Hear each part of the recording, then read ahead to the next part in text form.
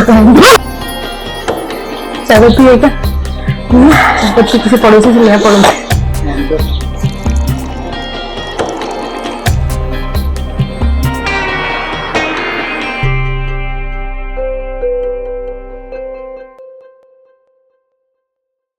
Hello, नमस्ते और welcome to the brand new episode of Living Unicorns.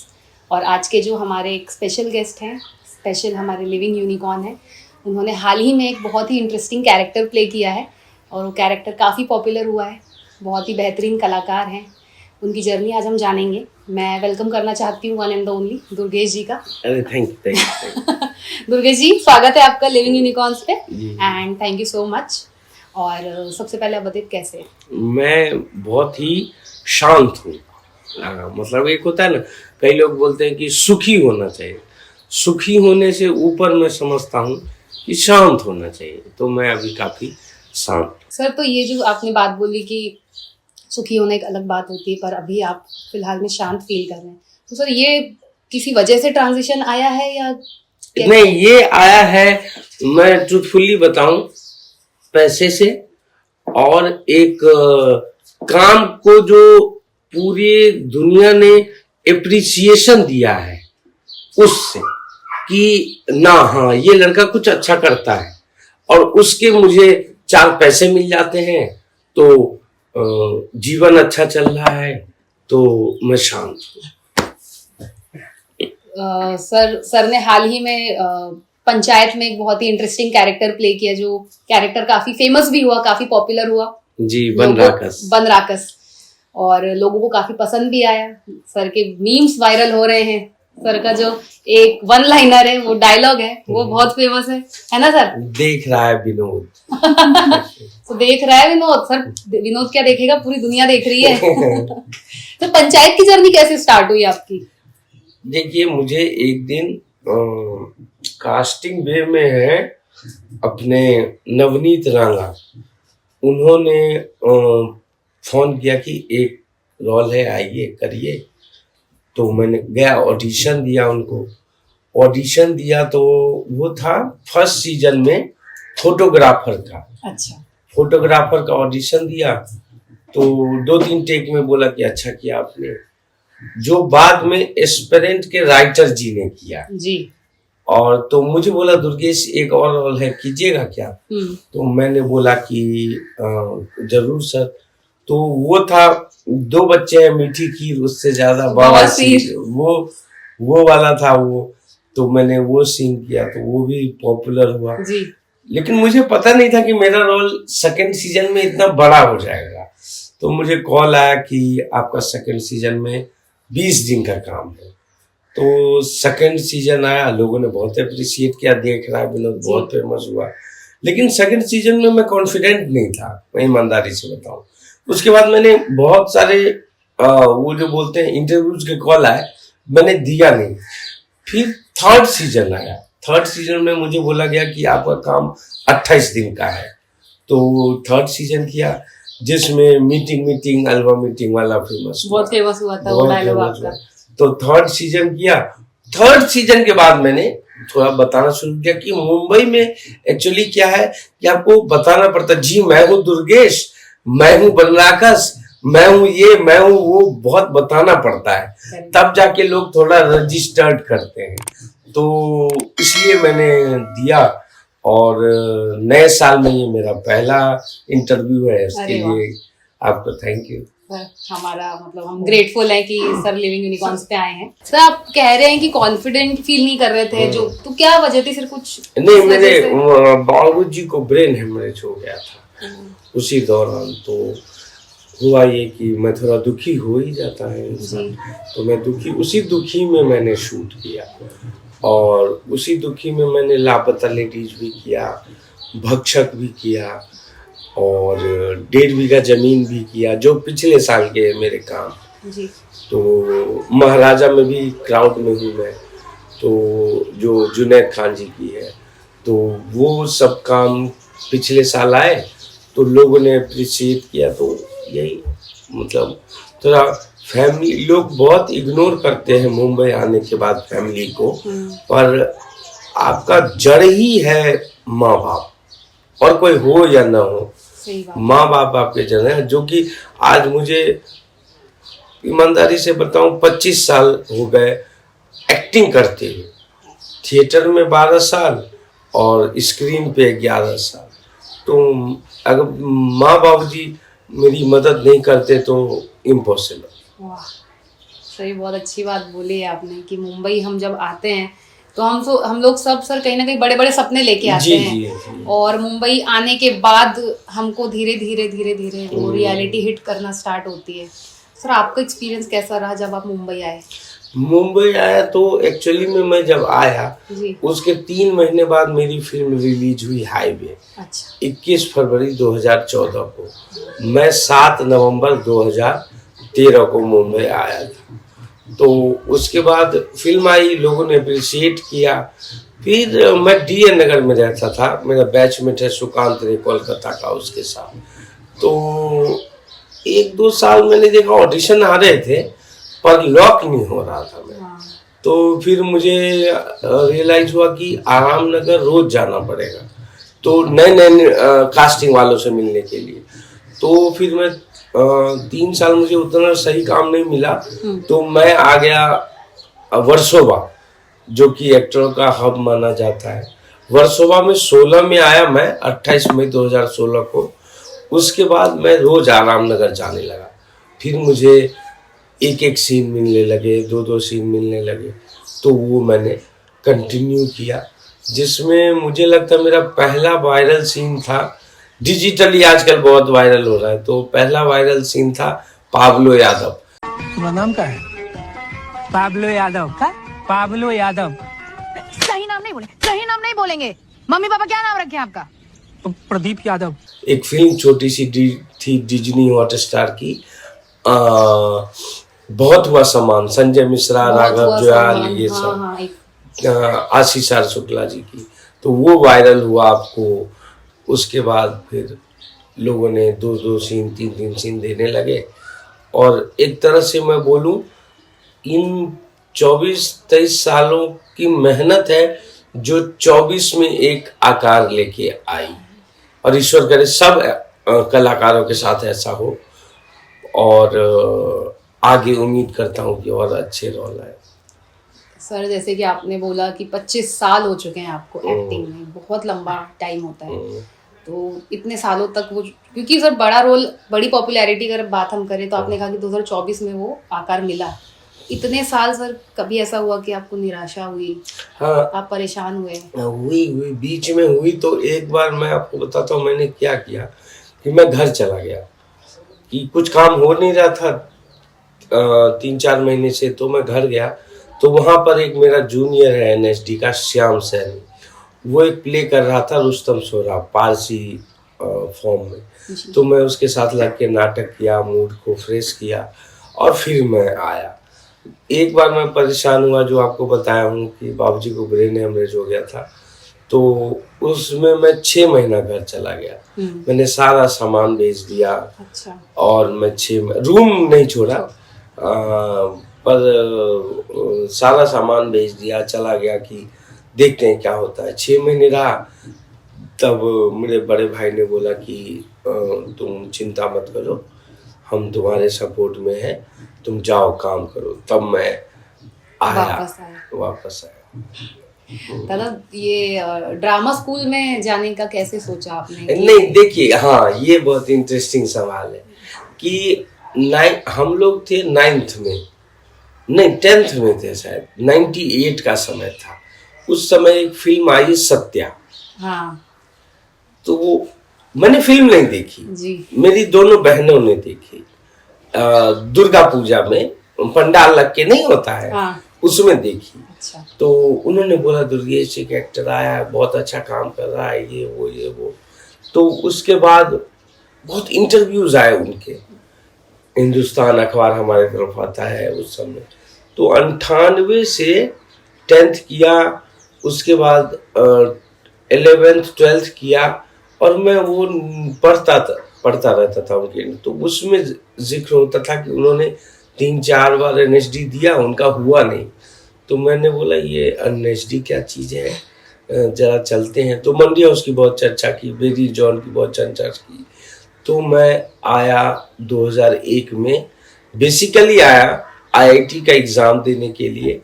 और मेरे बड़े भाई रह रहे थे उस समय 6 महीने से, और यूपीएससी की तैयारी कर रहे थे।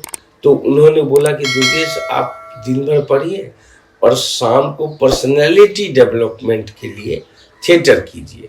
तो इस व्यक्तित्व विकास के लिए मैंने थिएटर ज्वाइन किया, और धीरे धीरे इंजीनियरिंग पीछे छूट गया, और मैं एसआरसी, एनएसडी और फेलोशिप, फिर उसके बाद एनएसडी रेपेट्री 12 साल तक यही सब करता।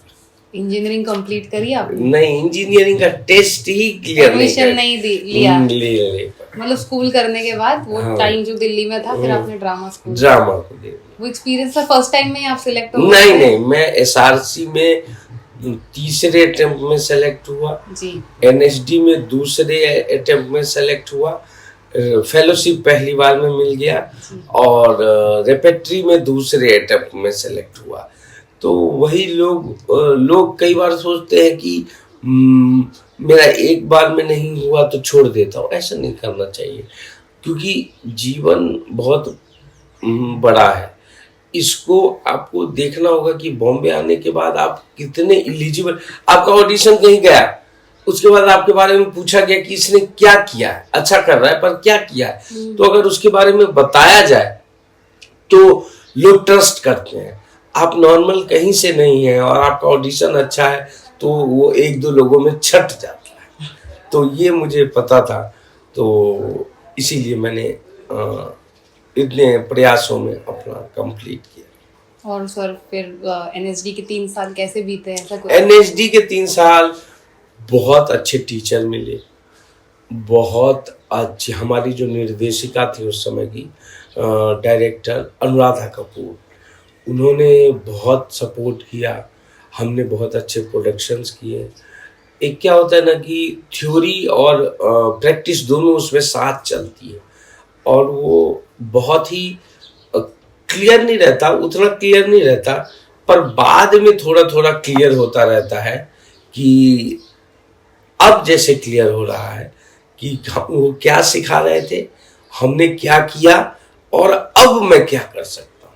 मतलब सर कहीं मतलब जब तक आप प्रैक्टिकली उसको अप्लाई नहीं कर लेते जी, तब वो थ्योरी तब याद आती है कि हमने क्या सीखा था और कैसे इसको यूज कर पाएंगे, या कब मौका मिलेगा कि उसको, यहाँ मौके का भी चक्कर है कि मौके का ही तो चक्कर है सर सबसे ज्यादा। मौका का भी चक्कर है कि आपको अगर मौका मिले तो आप मौका मिलने तक क्या आप तैयार हैं, ये एक सवाल हो जाता है। सही बात।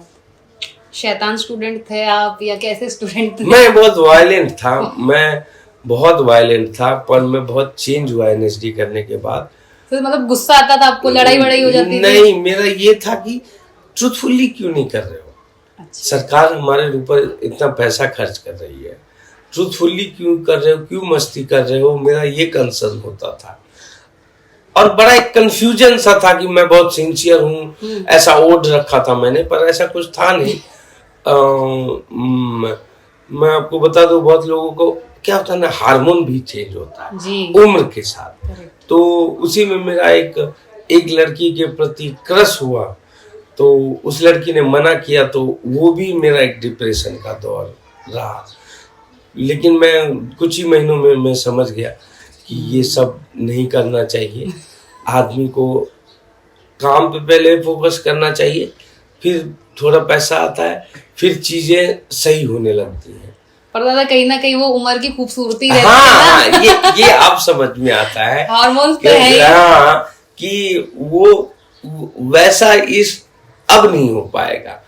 और जिन लोगों को उस उम्र में वो प्रेम मिल जाता है, वो लोग काफी भाग्यशाली होते हैं। ये बात भी सही है सर।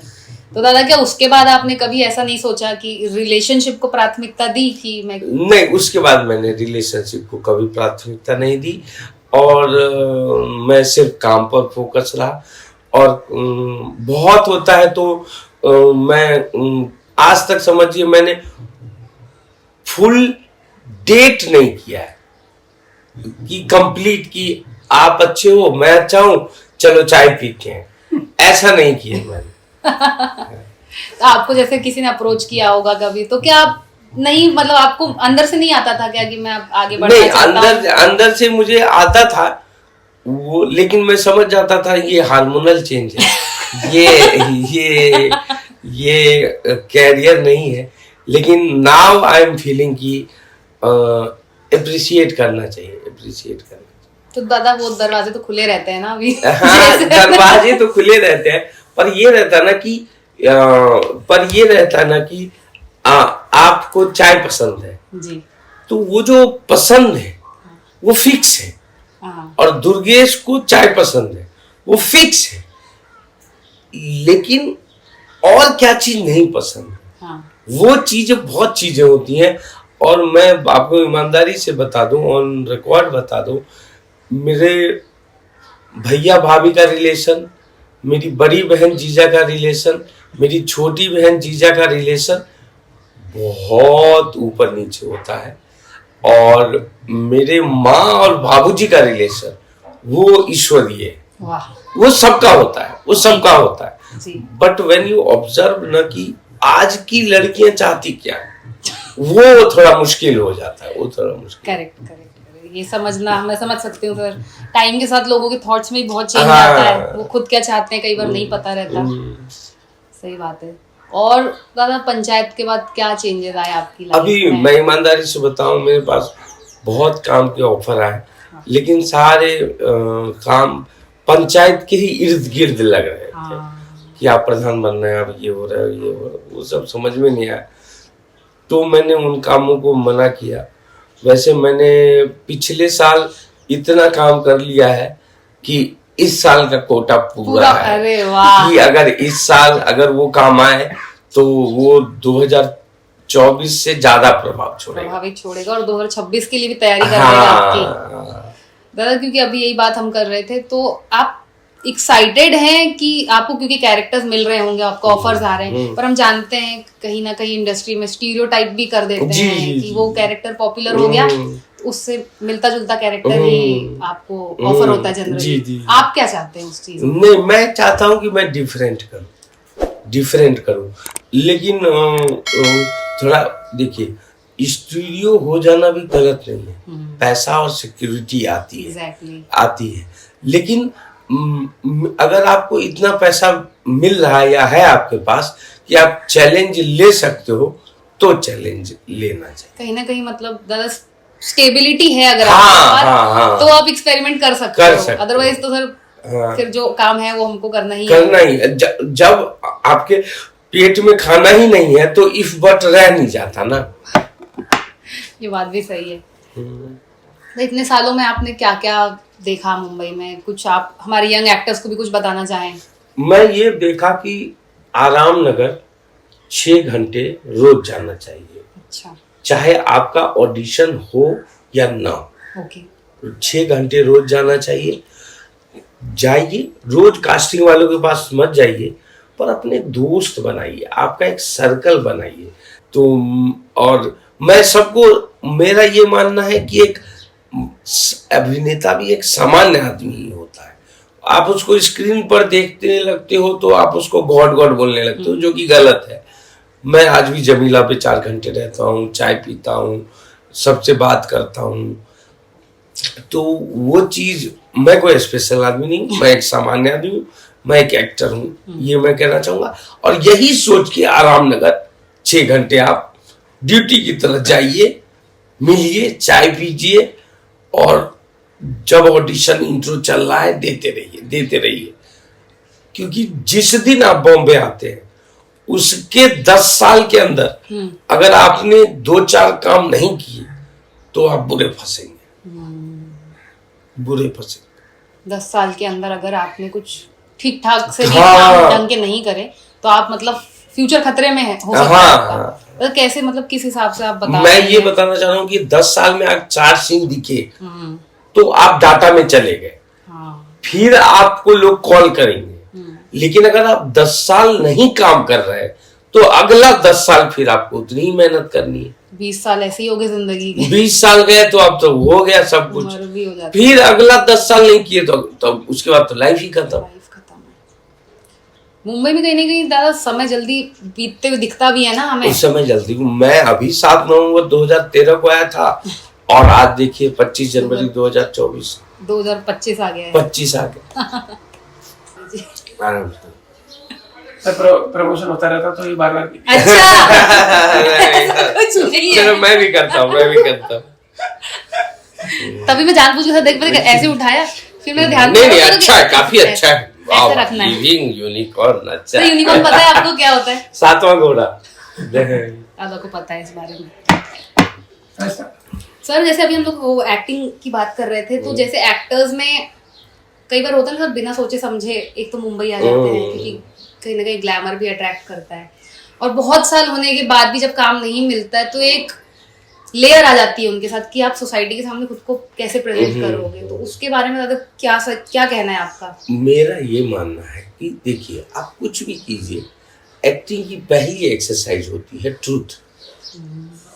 कि आप माँ बाप को झूठ बोल सकते हैं, मान लीजिए जी, गर्लफ्रेंड को झूठ बोल सकते हैं, मान लीजिए जी, दुनिया को झूठ बोल सकते हैं, मान लीजिए, पर खुद को तो एक सच्चाई दीजिए ना कि भाई मैं सच में सीखा हूँ, मैं सच में एक्टर हूँ, या सच में मैं शाहरुख खान से प्रभावित होकर आया हूँ या मनोज वाजपेयी से प्रभावित होकर आया हूँ। 2 रास्ते तो क्लियर है ना लोगों के कि मुझे स्टारडम पैसा चाहिए या मुझे एक एक्टर बनना है, एक अच्छा एक्टर बनना है। ये कंसेप्ट बहुत लोगों का क्लियर नहीं रहता। वो या तो शाहरुख खान का स्टारडम या उन तरह के एक्टरों का स्टारडम और लग्जरी लाइफ देख के चलो हम भी करते हैं, या नवाज सर का स्टारडम, मनोज वाजपेयी सर का स्टारडम, इरफान सर का स्टारडम, ये देख के लोग सोचते हैं कि ये बहुत ही डेंजरस एक लाइन है कि होगा कि नहीं होगा। आप बहुत मेहनत करने वाले लोग नहीं होगा तो लोग बोलता है कि किस्मत में नहीं था, तो बहुत मेहनत करने के बाद किस्मत भी होनी चाहिए, ये भी आपको सोचना पड़ेगा। तो मेरा ये मानना है कि मेहनत तो जरूरी है क्योंकि वो आपके हाथ में है, लेकिन अब किस्मत भी होनी चाहिए। तो वो चीज पे मैं बोलना चाहूंगा कि अपने साथ ट्रूथफुल रहें। और प्लीज बॉम्बे में कोई ट्रेनिंग स्कूल नहीं है, झूठ नहीं बोलूंगा। मैंने भी एक ड्रामा कंपनी खोली हुई है जी। मैंने 6 महीने काम करके बंद कर दिया। अच्छा, क्योंकि बिहार से उठ के लोग आने लगे अच्छा। कि हमें ये सिखाएंगे तो मैं बन जाऊंगा। मैंने बोला ये काम नहीं करता मैं, पहले विधिवत अपने शहर में, अपने राजधानी में, अपने दिल्ली में काम कीजिए फिर आइए, क्योंकि लीजेंड टीचर्स वहां है, लीजेंड टीचर्स मुंबई में नहीं है। और मुंबई में जो सिखा रहे हैं वो NSDN ही, कहीं भी जाइए किसी न किसी फिल्म स्कूल से जो पास आउट है वही सिखा रहे हैं। क्योंकि अभी सर वर्कशॉप कल्चर भी बहुत चल रहा है। बहुत चल रहा है, बहुत हो रहा है। तो मैं तो झूठ नहीं बोलूंगा, बहुत लोग पैसे दे दे के कर रहे हैं, घर में जमीन बेच बेच के कर रहे हैं, गहना गुड़िया बेच बेच के लोग सीख रहे हैं। तो प्लीज इतना अंधा मत हो जाइए, क्योंकि परिवार है, चीजें हैं। और अगर आपको करना ही है तो आप MSD कीजिए, BNA कीजिए, MPHD कीजिए, FTI कीजिए। तो नहीं कुछ होता है तो मैं तो इतना तक बोलता हूं कि 10-12 यूनिवर्सिटीज हैं जहां MA इन थिएटर होता है। करेक्ट। कम से कम वो कीजिए। राइट। बेसिकली सर एजुकेशन और ट्रेनिंग बहुत इंपॉर्टेंट है। या फिर दादा कोई एक एस्टेब्लिश्ड थिएटर ग्रुप हो या कोई टीचर हो जो सिखाता हो, उसके साथ 2-4 साल जितने आप ट्रेनिंग लीजिए उसके अंदर ये लीजिए और खुद को बोलिए ठीक है मैंने अब 5 साल कर लिया, अब मैं मुंबई चलता हूं और मुंबई में भी काम करूंगा, चलता नहीं हूं कि हो जाएगा कुछ, चलता नहीं हूँ कि हो जाएगा कुछ, मैं काम करूँ। क्योंकि अगर सर कोई शाहरुख खान को देख के भी आता है या फिर मनोज वाजपेयी को भी देख के आता है, पर उनकी जितनी मेहनत भी क्या हाँ, कर रहे हो, ये भी जरूरी है जानना। ये बहुत, और अगर आप उनसे ज्यादा मेहनत कर रहे हो और नहीं हो रहा है तो फिर किस्मत, तो किस्मत है, तो फिर किस्मत। बिल्कुल सही बात। दादा, और अभी क्योंकि हम इसी बात पर है, तो बिहार में आपने कहा आप दरभंगा से बिलोंग करते हैं, तो वहां पे भी आप थिएटर करते थे? नहीं, दरभंगा में कल्चर था थिएटर का। दरभंगा में, बिहार में आपको हमारा जो यूनिवर्सिटी है दरभंगा का, ललित नारायण मिथिला यूनिवर्सिटी, वहाँ थिएटर एमए की पढ़ाई पहले भी होती थी, बीच में बंद हुई और आज भी हो रही है। बहुत कल्चरली रिच है दरभंगा। और वहाँ के पहले एनएसडी ग्रेजुएट हैं राम गोपाल बजाज जी। अच्छा। उसके बाद है नीना गुप्ता के बैचमेट अमृत श्रीकांत जी, और उसके बाद मैं हूँ 2011 का। मेरे बाद श्याम सैनी है, और श्याम सैनी के बाद एक और लड़का है। तो मैं सब दाएं बाएं सबको देख के आया हूँ, क्योंकि बहुत गंदा साउंड करेगा, मैं लाइक ए डेथ, मुंबई में लाइक ए डेथ है इंडस्ट्री में आना और काम मिल जाना और पॉपुलर हो जाना, 4 लोग का पहचान जाना। It's a very difficult job, very difficult. दादा, आई रियली होप कि जो आपने यहाँ पे बातें बताई हैं, तो जो लोग सुनेंगे और उनपे उस चीज का मतलब आप सीख के आइए और समझे वो चीज। हाँ, ये आसान जॉब नहीं है। मैं तो ये बोलता हूँ कि प्लीज सीख के आइए, सीख के आइए। क्योंकि मुंबई सपनों का शहर तो है ही, यहाँ पे इतने सपने पूरे होते हैं, टूटते भी हैं कई बार। तो ये बहुत जरूरी है कि आप क्लियर रहो, और यहाँ पे क्योंकि ट्रैप बहुत है, ट्रैप में मत फंसिए। यार जैसे कि आपने कहा कि प्रैक्टिस करना या सीख के आना, और कहीं ना कहीं थॉट की क्लैरिटी रहना बहुत जरूरी है। अभी जैसे दादा ये सोशल मीडिया का बहुत कल्चर चल रहा है, वो कैसा लगता है आपको? मुझे थोड़ा पहले बहुत इंजॉय करता था। अच्छा। जब मेरे रील्स वायरल होते थे, टेम्पलेट बोलते हैं वो वायरल होते थे, तो मुझे अच्छा लगता था, पर मैं उसका आदी नहीं होना चाहता। आई एम एन एक्टर, मैं एक्टर हूँ, मैं इन्फ्लुएंसर नहीं हूँ, मैं कंटेंट क्रिएटर नहीं हूँ, मैं इंस्टाग्राम वाला नहीं हूँ, मैं फेसबुक वाला नहीं हूँ, मैं ट्विटर वाला नहीं हूँ, मैं एक जिंदा एक्टर हूँ। आप मुझे रोल दीजिए, मैं रोल करना चाहता हूँ, बस। दादा, एक और स्पेशल क्वेश्चन है जो मेरे मन में अभी आया। एक्टिंग को जैसे हम अगर हटा देते हैं, तो आप अपने आप को देखें तो दुर्गेश जो है कैसे व्यक्ति है, उन्हें क्या करना पसंद है एक्टिंग के अलावा? एक्टिंग के अलावा अगर मुझे सिर्फ समझिए, मुझे थ्योरी पढ़ना पसंद है, एक्टिंग थ्योरी नेचुरली, हाँ, नेचुरली। और मुझे बर्तन खरीदना पसंद है। अच्छा, ये कितनी अच्छी बात बताई आपने। मुझे बर्तन, मेरे पास 10 प्रेशर कुकर है, 10 है सर, 10 कढ़ाई है अलग अलग, मेरे पास 10 हांडी है। तो ये एक अलग जो मुझे शौक है। ये तो सर घरेलू जैसे मम्मी नहीं होती, हाँ, शौक होता है कि ये मेरा शौक है, और वही शौक से मैं कभी कभी बनाता भी हूँ। जैसे कि मुझे अंडा करी चावल, मच्छी चावल और मुर्गा भात के ऊपर मैं नहीं गया, मुर्गा भात के ऊपर नहीं गया। ये आपने बताया कि जो रीजन को आप बिलोंग करते हैं बिहार में, वहाँ पे भी ये काफी खाया जाता है। काफी हमारे यहाँ ब्राह्मण भी खाते हैं। अच्छा। मैं मैथिल ब्राह्मण हूँ, और हमारे यहाँ मछली शुभ माना जाता है। अच्छा। क्योंकि बाढ़ प्रभावित इलाका है जी, वहाँ सब्जी से ज्यादा मछली मिलती है, तो मछली तो हमारा रूटीन है। कई लोग बोलते हैं ब्राह्मण नॉनवेज नहीं खाते, ऐसा नहीं है। बहुत अलग अलग स्टेट के हिसाब से कल्चर होता है। और मैथिल ब्राह्मण में अगर सबसे श्रेष्ठ आदमी का नाम लिया जाए तो वो विद्यापति थे, जिन्होंने काफी पद्य लिखा है। हाँ, शिव उपासक वो थे। तो सीता जी, अगर बहुत पुराने में जाए तो सीता जी मिथिला से थी जी।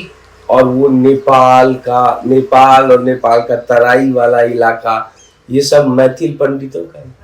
तो दादा जैसे अगर कभी मेरे घर पे ज्यादा लोग आ रहे हैं हाँ। और मेरे पास बर्तन नहीं है तो क्या मैं आपसे बोरो कर कभी सकती भी हूँ? कभी हाँ? कभी तो चलो अरे एक एक चीज बार फेसबुक पे आपने पोस्ट भी डाली थी बहुत पहले, हाँ, वो बहुत सारे लोगों के पास गई थी, हाँ। वो क्यों लिखा था और क्या लिखा था, मतलब एक बार। अच्छा, वो लॉकडाउन की बात थी। वो कविता जैसा लिख के हाँ। हाथ से लिख के डाला था। जी वो मैंने ये लिखा था कि एक्टिंग मतलब स्क्रीन पे नहीं होता, एक्टिंग मतलब ये नहीं होता कि कहीं करूं ही। एक्टिंग मतलब ये होता है कि आप मेरे 3 दोस्त हैं और मैं आपके सामने परफॉर्म करूं, उसके मुझे 10, 20, 30 रुपए मिल जाए, रात का खाना हो जाए, खत्म। वाह मैं इस संदर्भ में लिखा था कि लॉकडाउन में सब कुछ बंद हो गया था। जी मैंने अच्छे अर्थों में लिखा जी। कि शाहरुख बनना, आमिर बनना या सलमान बनना ये एक्टिंग नहीं है, ये एक्टिंग है नहीं। और सर एक बार आपने ऐसे भी बोला कि ऑस्कर अगर हो तो। हाँ, वो मेरा एक वायलेंट स्टेटमेंट था, पर हाँ मैं Believe कर सकते हैं ना सर, मैं- actor है आप, हाँ तो मैंने आप सोच सकते हैं कि मैं 25 साल कुछ नहीं किया हूँ। आप 25 साल में सोच सकते हैं कि मैंने एक रिलेशनशिप में नहीं रहा हूं।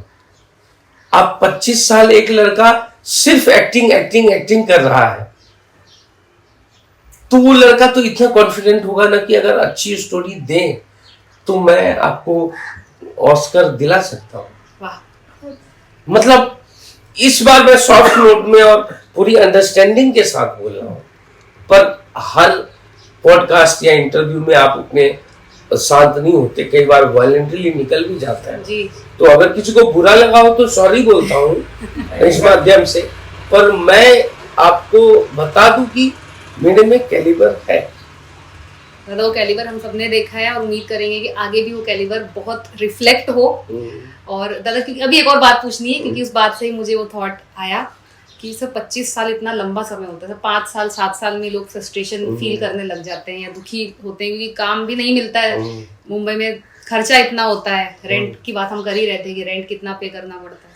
तो दादा जब क्योंकि आप रिलेशनशिप में भी नहीं थे, आपके दोस्त और परिवार थे, तो अकेले बैठ के आपको कभी क्या लगता था कि आपको कभी इमोशनल फील होता था अंदर से, या वो हिम्मत कैसे बना के रखी आपने? वो मैं बताऊं, एक होता है लोनलीनेस और एक होता है सॉलिट्यूड। हाँ, तो मैं सॉलिट्यूड वाला बंदा हूँ शुरू से ही रहे क्या दादा? शुरू से ही। तो दादा जैसे एक उम्र के साथ जैसे दोस्तों की हम देखते हैं ना कि शादी हो रही है, घर परिवार वाले प्रेशर बहुत अच्छा डालते लगता हैं। है, बहुत अच्छा लगता है। हाँ। मन प्रभावित भी होता है जी पर मेरे साथ नहीं हुआ ऐसा। तो वो, और देखिए दूसरी बात, एक सुंदर लड़की को देख के भाव आता है, करेक्ट। स्टेप आपको लेना होता है, मैं नहीं लेता। किसी चीज का पछतावा है सर अभी तक मुझे जिंदगी में? ईमानदारी से बताओ, मुझे किसी चीज का पछतावा नहीं है, बस मुझे एक चीज का पछतावा है जी। कि शादी कर लेनी चाहिए थी। सर जैसे कि कहते हैं कि आज के जमाने में तो सर जैसे कहते हैं ना, age is just a number. हाँ। क्या पता सर आने वाले जो कुछ साल हो उसमें हाँ, उस चीज को लेके आप फ्लेक्सिबल है हाँ। कि थॉट है ना आपका? हाँ। बस तो फिर ये सर हम डिक्लेयर कर रहे हैं जी। सर कि होने वाली है जल्दी। और सर हम आएंगे, अगर आप नहीं इनवाइट करेंगे तब भी हम आने वाले हैं। पंचायत जो क्योंकि इतना पॉपुलर शो रहा है सर, उसने आपके करियर में भी कहीं ना कहीं बहुत अच्छा कंट्रीब्यूशन दिया है। उसमें कौन से को एक्टर्स के साथ आपका ट्यूनिंग बहुत अच्छा है? हमारा विनोद का और माधव का। अच्छा। हम तीनों वर्सोवा में ही रहते हैं, पंचायत से पहले भी मिलते थे, पंचायत में भी मिले और बहुत जगह मिलते हैं। अच्छा। अशोक पाठक और बुल्लू कुमार, तो हम लोगों का ट्यूनिंग आपस में बहुत अच्छा। और सेट पे सर कैसा माहौल रहता है? सेट पे ईमानदारी से बताओ, 3 सीजन आ गए हैं जी। और चौथे के बारे में बात नहीं कर सकते। तो 3 सीजन आ गए हैं, तो हम लोग एंजॉय करते हैं, हम लोग एक्टिंग नहीं करते, वाह।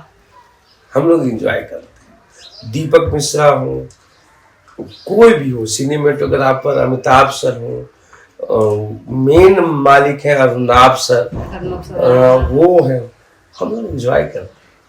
और सर मस्ती भी करते हैं आप लोग? मस्ती इम्प्रोवाइज करना, लाइन को इधर से उधर करना, अपना कुछ करना, और उसको निर्देशक बोलता है ज्यादा हो रहा है कम कर, कम हो रहा है ज्यादा कर, ये सब कंट्रोलिंग दीपक मिश्रा जी। दीपक जी कैसे है? बहुत माय डियर, बहुत टैलेंटेड, IIT मुंबई से पास आउट हैं और बहुत टैलेंटेड आदमी हैं, और उतने अच्छे एक्टर भी हैं। हाँ, उनको तो हमने देखा है टीवी के शोज में, देखा भी है। बहुत अच्छे एक्टर भी हैं, बहुत अच्छे डायरेक्टर भी हैं, और हमारे जो राइटर हैं जी, चंदन कुमार, वही, अच्छा, मास्टर, हाँ। मास्टर, बिना उनके पंचायत की कल्पना नहीं की जा सकती। क्योंकि दादा पंचायत ने एक रेवोल्यूशन जैसा क्रिएट किया है, लोगों को एक पुराने समय से, गांव से, उस पुराने कल्चर से जोड़ा है, क्योंकि फास्ट लाइफ हो गई है, मोबाइल चलाते चलाते, तो एक ठहराव भी देता है, वो बहुत एक मतलब काफी पसंद इसलिए भी आ रहा होगा लोगों को दादा। और ये इनके साथ भी कैसा एक्सपीरियंस रहा आपका? जैसे रघुवीर यादव हैं, बहुत हमारा उनके लिए रिस्पेक्ट है, और वो लोग हमें प्यार देते हैं। तो रघुवीर यादव सर हो, या नीना मैम हो, या जीतू भैया हो, ये लोग सीनियर लोग हैं, तो ये हम लोग उनको रिस्पेक्ट देते हैं, और वो वैसा ही प्यार हमें देते हैं। आपको मतलब सर सिंपल लिविंग ही पसंद है ना? मुझे ईमानदारी से बताओ, सिंपल लिविंग ही पसंद है, पर इसको भी मैं अब तोड़ना चाहता हूँ, क्योंकि आपको बोला गया चेंज करते रहिए, तो इसको भी मैं अपने अंदर से लगा हूं कि इसको भी मैं तोड़ के, वो चीज जिसके लिए मैंने 2-3 किताबें मंगाई, इस सैम्पियंस करके एक किताब आई, हाँ, एक किताब आई, एक बिहेव करके किताब आई है, एक मैन वॉचिंग करके किताब है पुरानी, और एक मानव जाति का इतिहास करके, राइटर का नाम भूल गया, वो सब पढ़ रहा हूं कि हम आखिर हैं कौन, तो ये डिटेक्ट करने में लगा हुआ हूं। मैं कोई फिलोसोफर नहीं होना चाहता, और मैं कोई ज्ञानी नहीं होना चाहता, मैं जानना चाहता हूँ कि मैं हूँ कौन। बहुत बढ़िया। सो ये एक बेहतरीन सा एपिसोड रहा है लिविंग यूनिकॉर्न्स का दुर्गेश जी के साथ, और अभी भी हमारी बातें चलती रहेंगी, क्योंकि बहुत नेवर एंडिंग बातें हैं। और हम लिविंग यूनिकॉर्न्स की तरफ से सर आपको बहुत सारी शुभकामनाएं देते हैं, और बधाई भी देते हैं अभी तक जो आपने काम किया, और उम्मीद करते हैं कि और बहुत सारा काम आप करें। और सो ये थे दुर्गेश कुमार जी, और मैं हूँ प्रियंका। देखते रहिए Living Unicorns. Bye bye. Thank you sir, thank you.